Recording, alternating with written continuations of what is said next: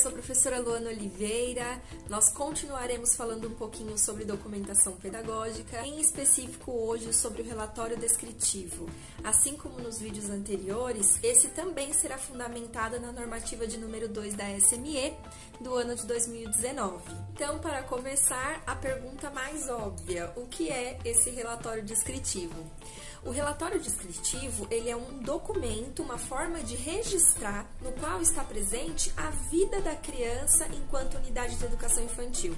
Todas as evoluções da criança, tudo que ela vivenciou naqueles espaços, as suas interações, o seu desenvolvimento enquanto indivíduo pertencente a uma sociedade, vão estar registrados nesse relatório descritivo. É importante sempre lembrar que é um registro que vai seguir com a criança ao longo da sua vida escolar. Então, quando a criança entra na instituição de educação infantil, ela vai passar por todas as etapas e lá ela vai ter os registros feitos pelas docentes, pelos professores, durante aquele período. Ao final de todas as etapas, que é quando a criança vai ser transferida para um EMEI, esse relatório é enviado de uma unidade para outra. Então, quando essa criança chega nessa nova instituição, a escola, ela precisa saber o histórico dessa criança, quais são as suas maiores dificuldades, como que ela se porta diante das situações de conflito, como que ela se relacionava com as crianças e com os profissionais, com os adultos, como que era a relação da família com a instituição.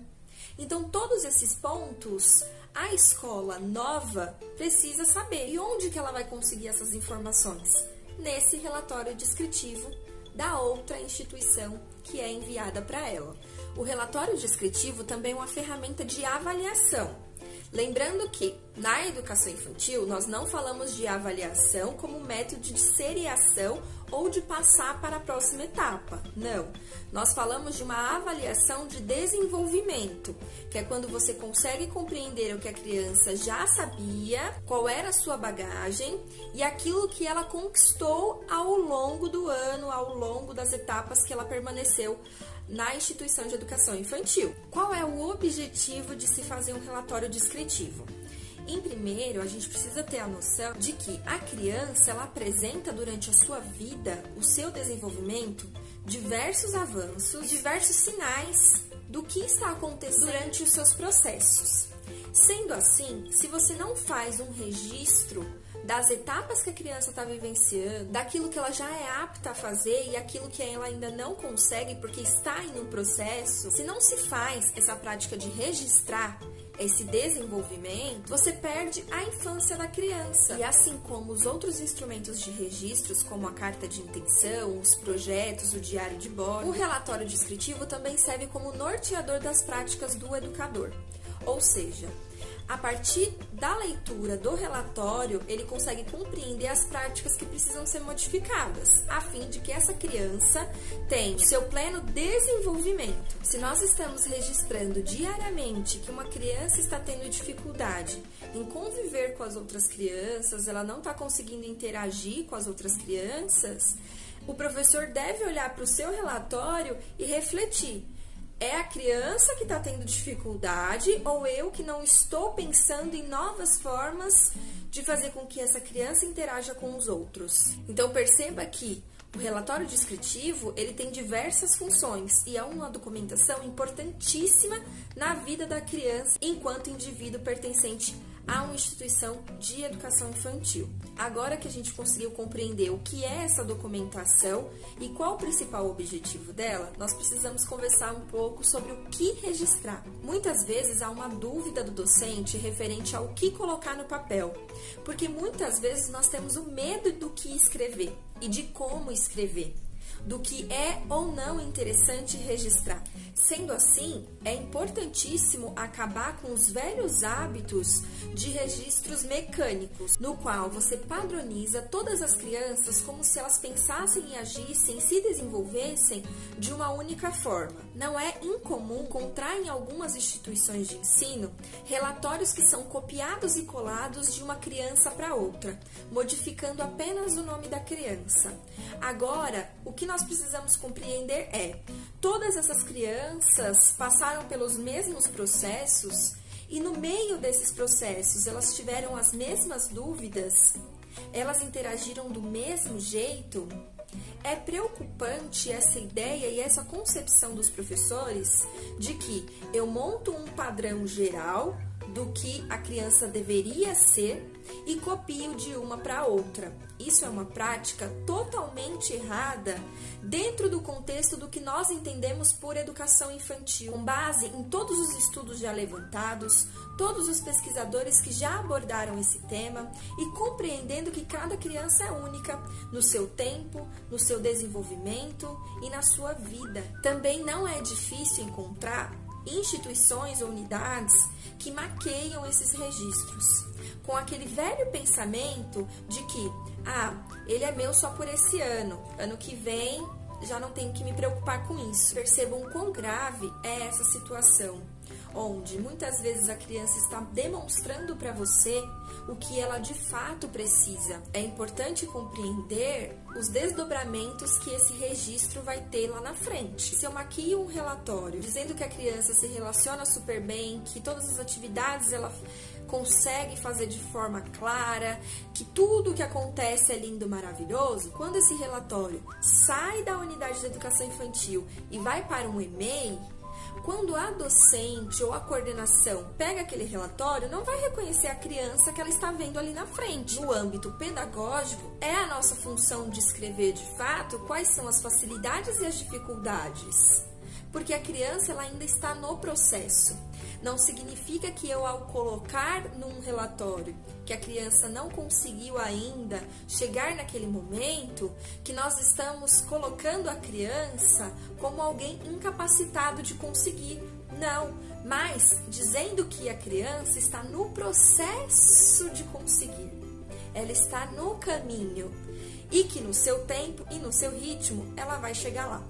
Segundo a instrumentação normativa da SME, ele nos dá algumas pistas do que nós devemos colocar e observar nas crianças nesse registro descritivo. O percurso realizado pelo grupo, decorrente dos registros semanais, ou seja, como foi o seu desdobramento com o grupo, quais foram as indagações dos bebês e das crianças que originaram outras atividades ou etapas de projeto, quais foram os conhecimentos científicos, artísticos, musicais, éticos, estéticos e culturais descobertos pelo grupo.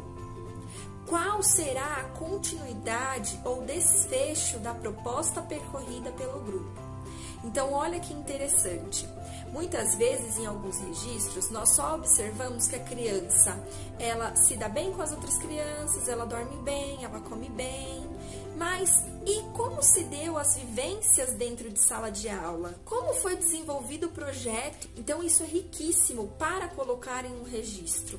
Dando sequência, nós temos o percurso realizado pela criança individualmente nesse processo. Quando você conseguir descrever o grupo, você vai falar sobre a criança. E nesse processo de registrar a vida da criança, o seu dia a dia, nós precisamos fazer uma pergunta que é importantíssima. Quando posso iniciar essa escrita? E isso é uma dúvida recorrente.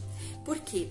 Muitos educadores deixam para escrever esse relatório quando chega em cima da hora. Contar só com a nossa memória, contar só com aquilo que a gente vai lembrar ali, fazendo sob pressão, com certeza não vai ser algo que vai ser descrito de forma rica, né? Numa sala com 25 crianças, é quase impossível você conseguir lembrar de toda a trajetória individual de cada criança ali na hora para poder escrever e já entregar. Então, o que eu devo fazer para conseguir registrar, deixar esse relatório de forma rica, contemplando tudo aquilo que a gente já conversou? E a resposta é simples: um caderninho, uma agenda. Se você tiver a prática de manter um caderninho no seu bolso, ali do jaleco, e durante as vivências, durante o parque, durante uma roda, durante uma atividade de exploração, você conseguir observar o que as crianças estão falando,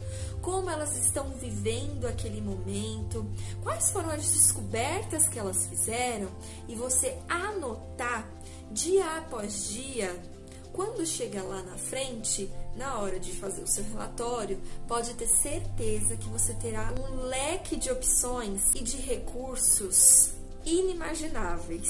C. Anotações contendo falas ou outras formas de expressão da criança que reflitam sua autoanálise.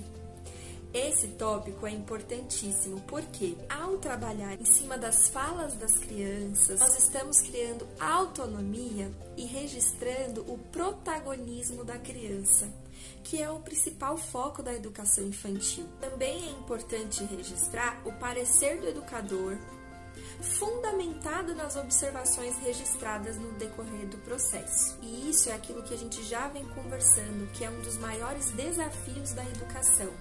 É o professor olhar aquela criança como uma tela em branco, não como um indivíduo que já vem com um pré-julgamento do que ele é ou não é, do que ele faz ou não faz, mas sim do que ele pode vir a fazer durante o processo. E o parecer das famílias quanto às suas expectativas nos processos vividos. Em todo o relatório, precisa ter o parecer da família, aquilo que a família observou na criança de evolução, aquilo que a família observou enquanto as interações e o que a criança apresentou em casa. Muitas vezes as famílias não sabem o que escrever.